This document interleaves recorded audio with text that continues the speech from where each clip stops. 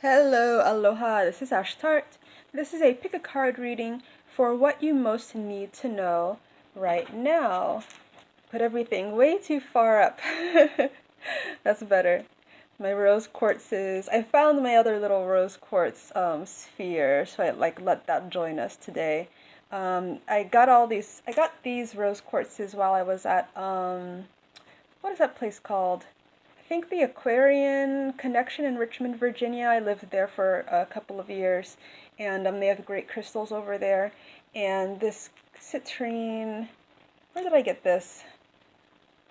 Somewhere. I think also from the same place, the Aquarian Connection. They just have a lot of good things. So if you're in Richmond or in Virginia, that's my favorite store when I'm over there. Anyway, this is a pick a card reading for what you most need to know using the Energy Oracle cards and the Stone Circle Oracle cards. And while I was shuffling the Energy Oracle cards, I picked these three cards fell out. So for everyone, regardless of which decks you will choose, once I separate them out, these are going to be for all of you guys. So let's look at what we have here. So for all of you watching, what you most need to know right now, we have Angel of Love, right? And her heart even looks like my rose quartz heart, doesn't it? We have the Thinking Woman, and then we have Yin Yang. So Yin Yang fill out first, and just tapping into your guys' energy, because it's kind of a mysterious message that I'm getting for you guys right now, like kind of higher mysteries, mystical, and like hidden behind the veils. So the first message for you guys is mostly that um, kind of like initiation, curtains being pulled back. There are some secrets you're about to learn, either through like readings like this or your consultation with a psychic one-on-one, or someone's about to tell you something and reveal some mysteries to you. And this is to restore balance, that there's a really deep imbalance where you've basically not known a secret for a really long time, or a series of secrets. It could be from a person, an event, or something that had to do with you in the past. Just very like mysterious information. So I shouldn't say secret because that sounds a little bit like, oh, someone was trying to hurt you. And it isn't someone was trying to hurt you or do anything malicious to you, but there's something hidden. There's some hidden knowledge that that's not knowing it has put you out of balance. And so to bring balance into your life, that information is going to be brought to your awareness so that you'll actually have it. So that's the first thing you need to know. The second thing you guys need to know, a thinking woman here. So she has this butterfly flying over here, and she's in front of this like really old stone building, castle, these books and scrolls and things. But she looks really tired, right? She looks kind of tired. She looks kind of worn out and just kind of like over it. So the second thing you guys need to know, and it's a 47, so that's adds up to 11. That might be significant for you guys too. Is that if you feel it's a little bit of like a shadowy dark message, but it's not like really bad. If you feel like you're kind of at the end of your rope, you've been doing too much, you're kind of stretched out thin, your guides are basically saying that you are going to be able to relax very soon. You're going to be able to stop working so hard, stop studying so hard. You're going to be able to put down everything. You're going to be able to walk away from, this looks like an oppressive institution or an oppressive like school, or something that you feel very bound to. You're just going to be able to walk away from that very soon. So make sure that you really prioritize, really prioritize self-care in the next few months to come, because you have worked really hard and you're really tired, and it may not be evident to you, but it's kind of evident to everyone around you. Like this butterfly, it looks like it's saying, oh my God, you look so tired. So yeah, people around you can see it. You can't really see it. You might even feel fine, but you really do need the rest. And the third thing that's for everybody watching, the That's something that you really need to know right now. And she has this kind of rose quartz heart and also these flowers on her hair, these beautiful pink flowers. And it goes along with the thinking woman, they're telling me to. Yeah, it goes along with the thinking woman. Why can't I? Okay, there we go. That these are kind of paired. Is that resting and relaxation, because you see, like, even the thinking woman, she has these blue flowers in her hair and it's kind of like almost like dead flowers, so it's like you need to come back to life. And so resting and relaxation will allow you to really restore your heart, you know, because your heart is being neglected, which you don't really notice or realize because you've been working or you've been bound to something, or just there's been a lot going on and you haven't been able to really pay attention to your heart and your core. So that's for everybody watching. Okay, so let's go ahead and separate these out. So let me see. We're gonna have, I was like, how do I want to do this? I'm gonna do it like this. Okay.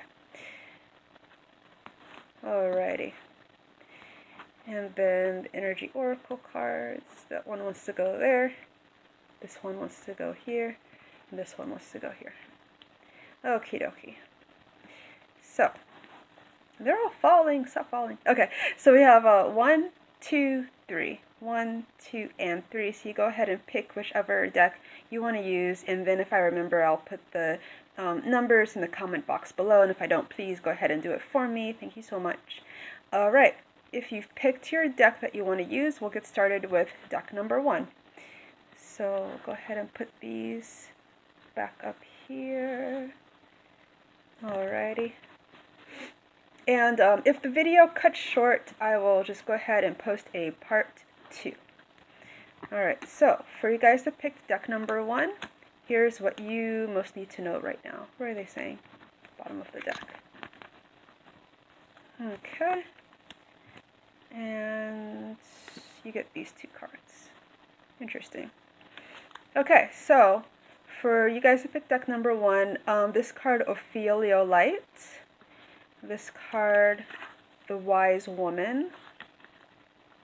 And then we have the Magician in the Mirror, Victory at the bottom of the deck here, and sixth chakra, Archangel Metatron. So let's start here with Victory.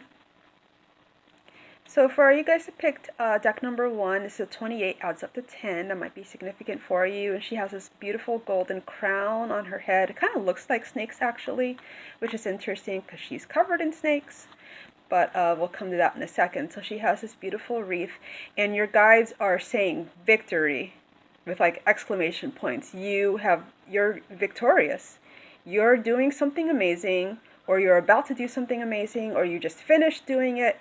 There is a victory, there's a crown, there's a wreath on your head, and everything in the energetic plane, it happens, you know, before it happens in the physical.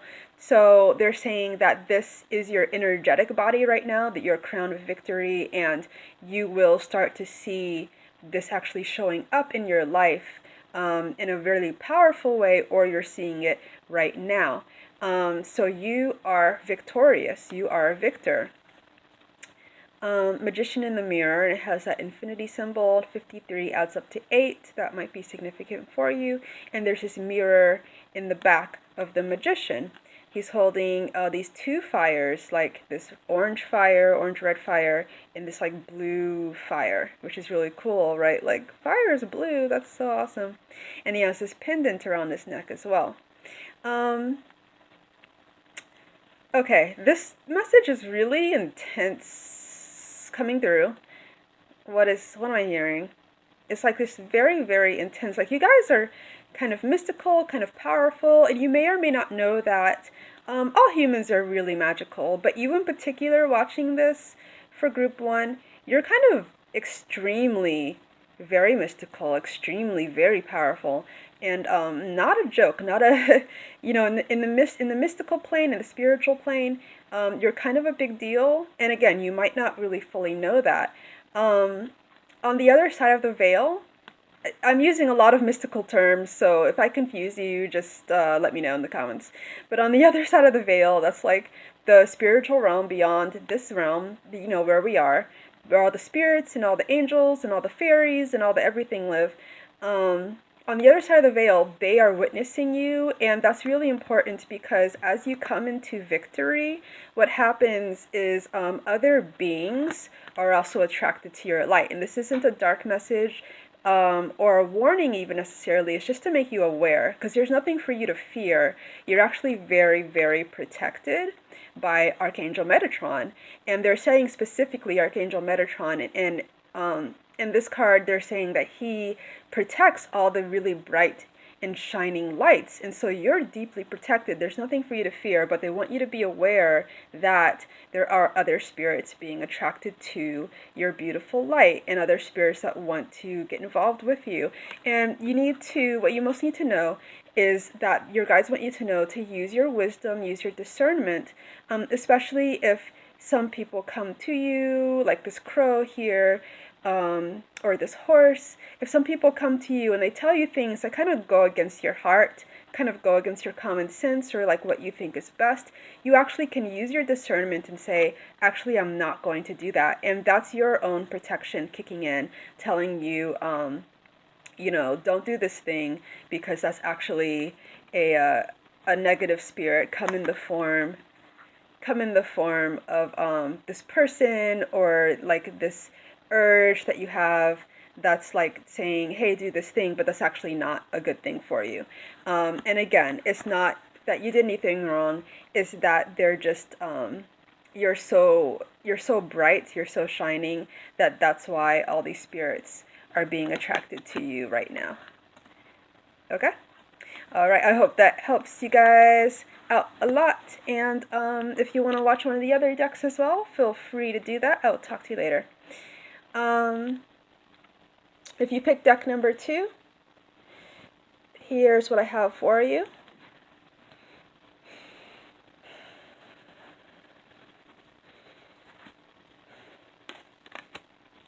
Alrighty. Woo, really intense cards. And they're saying also the bottom of the deck. And if the video cuts out for you guys to pick deck number 2, I am going to just do a part 2, so watch out for that. Alright, and then here's your Stone Circle Oracle card. Ooh, beautiful. I love when Ganesh shows up. The abundance god in Hindu, in the Hindu tradition in India. Awesome. Okay, so we have contract, we have indecision, hostilities,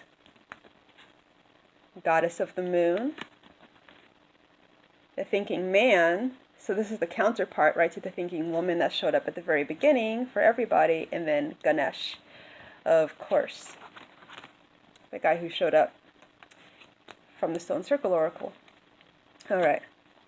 So for you guys to pick deck number 2,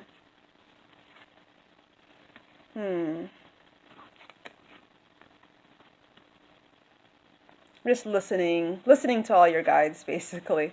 And it's not like a cacophony. I'm not clairaudient. I'm cognizant, so I just like know what things are saying. But it's kind of like getting settled on one message they all want to give me. Listening. Okay. I think what they have all agreed on, that is the best message for all you guys with deck number 2, is that they most want you to know this. So for all of you watching deck number 2, so it's the 46, adds up to 10, that might be significant for you. The thinking man. So your concern, what they want you to know, this either concerns a man, or you are this man, or there's a man in your past that you need to be thinking about. And this is a person who likes the finer things in life. You know, see his hat, luxury. He's like really dressed up to the nines, and he's in this beautiful building. He loves the finer things in life. Could be you. He loves wealth, but he's really focused on, what are they saying? he's really focused on, or has been focused in the past. It's kind of like, so the way this is like three-pointed kind of reminds me of conflict, right? And then we have this conflict card that came up here. It's almost like he's very focused on everything. He's been hurt in the past, and so he's focused on clearing hurt. And again, it could be you, it could be another man that's related, that's in your concern, right? He's focused on clearing up hurt from the past, and you might not be conscious of it. A lot of the time, this is what happens if, like, we have someone that hurt us in our childhood or someone that hurt us in a past life. We start trying to solve that. And so this particular man has been very focused on that, been very battle ready, and it's kind of manifested as just all this wealth and all of this, like, beautiful surroundings, but that's not actually who he is. Who he is he's actually fairly mystical, this person, or you are. And he's fairly, what he really truly wants is he really wants to melt in the embrace of the feminine, melt in the embrace of love and mysticism. That's his passion. His passion is like mysticism and the mysteries of life and magic that he can get through the feminine presence. So what he really wants is he really wants a beautiful person to accompany him, to be with him, to adorn him in all, like, the magic that she has within her. And if you're a female and this is for a man that you're thinking about, then this is you. You know, he wants your magic. And if you're thinking about your guides, some of your guides are saying, if you're thinking about a guy from your past, specifically what they want you to know about him was that it's like he felt like he couldn't quite match up to your magic, or he didn't see the magic inside himself. He saw yours very clearly, but he didn't see his, and so he became very focused on just the material world and focused on, like, what kind of concrete battles can I fight, because I don't even know how to approach this magic. I don't know what to do about this, so I'm just gonna, like, not even do that. So for both of you, well, not both of you, but like male and female, masculine and feminine presences, because I'm kind of getting that. For both of you, there's just like an indecision about which is the best way to go. Do we focus on the material? Do we focus on the spiritual and the mysticism? Do we focus on, like, magic and just being in love? Or do we focus on fighting enemies and, like, battling and being at war? And that's been the central thing of the kind of conflict, you know, and it's not really like a fight. It's just like we don't really even know how to come together because we can't decide on, like, one central idea. And so this god Ganesh is the abundance god, and he's saying actually you guys can have it all. You can fight the enemies, the battles you want to fight. You can have the love and the mysticism. You can have the abundance. You can have the deeper mysteries. You don't have to choose. You just have to find the middle path. And the best way for you guys to do this is, well, you're going to have to kind of address everything that's happened in the past. Because you guys are not really talking, masculine and feminine presences. You guys are not talking. You guys are not aware that you both are dealing with basically the exact same struggle from opposite ends. So you just need to discuss this. You need to discuss what's happened between you, discuss what's happened in the past, and then you'll be able to come to a resolution. All right, that's all I have for you guys. Hopefully that helped out. I will talk to you later. If you picked deck number 3, I'm going to go ahead and put this in a part 2 for you, so look out for that message uploading in about a couple of hours. It, like, goes so slow, so I'll upload it soon. If you pick deck number 3, subscribe and hit the bell notification, and it'll tell you when I upload that. Okay, I'll talk to you in a bit.